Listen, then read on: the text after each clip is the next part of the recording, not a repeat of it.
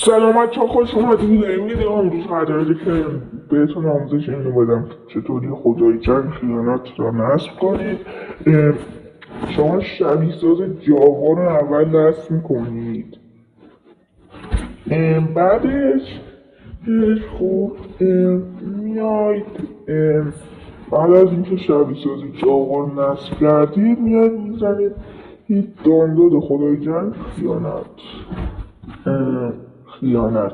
بعدش از این سایت دانلودش میکنید، میرید فایل های شخصیتون.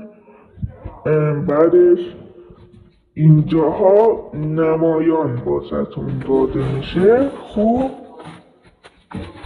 بعدش میرید نصبش میکنید از اونجا. بعدش میاد داخل شبیه ساز اون برابر میزنید و بازیتون میاد. خدافظ.